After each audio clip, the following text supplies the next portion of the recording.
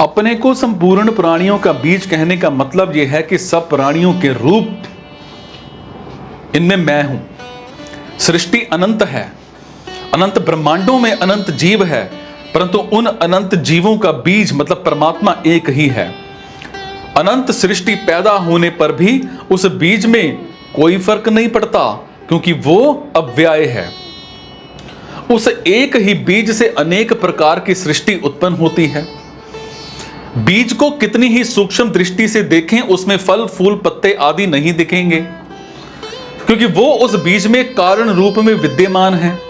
उस बीज से पैदा होने वाले वृक्ष के दो पत्ते भी आपस में नहीं मिलते। ये अनेकता भी उस एक बीज में ही रहती है।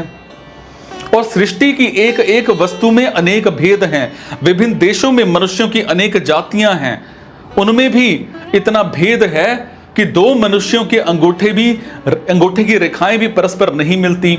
उनके रूप, स्वभाव, रुचि, प्रकृति, मान्यता, भाव आदि भी परस्पर नहीं मिलते। गाय, भैंस, भेड़, बकरी, घोड़ा, ऊंट, कुत्ता आदि जितनी जातियां हैं, और उनके एक एक जाति में भी अनेक भेद हैं। और वृक्षों में भी एक एक वृक्ष की अनेक जातियां होती हैं। एक एक विद्या को देखें तो उसमें इतने भेद हैं कि उनका अंत नहीं आता। मूल रंग तीन है, पर उनके मिश्रण से अनेक रंग बन जाते हैं। उनमें भी एक एक रंग में इतने भेद हैं कि दो व्यक्तियों को भी एक रंग समान रूप से नहीं दिखता। इस प्रकार सृष्टि में एक समान दिखने वाली दो चीजें भी वास्तव में समान नहीं होती। और इतनी अनेकता होने पर भी सृष्टि का बीज एक ही है। और मतलब है कि एक ही भगवान अनेक रूपों में प्रकट होते हैं, और अनेक रूपों में प्रकट होने पर भी एक ही रहते हैं। भगवान देश, काल आदि सभी दृष्टियों से अनंत हैं।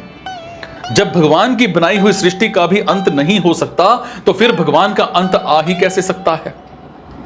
आज तक भगवान के विषय में जो कुछ सोचा गया है, जो कुछ कहा गया है, जो कुछ लिखा गया है, जो कुछ माना गया है, वो पूरा का पूरा मिलाकर भी अधूरा है। और इतना ही नहीं, भगवान भी अपने विषय में पूरी बात नहीं कह सकते। अगर कह दें तो अनंत कैसे रहेंगे।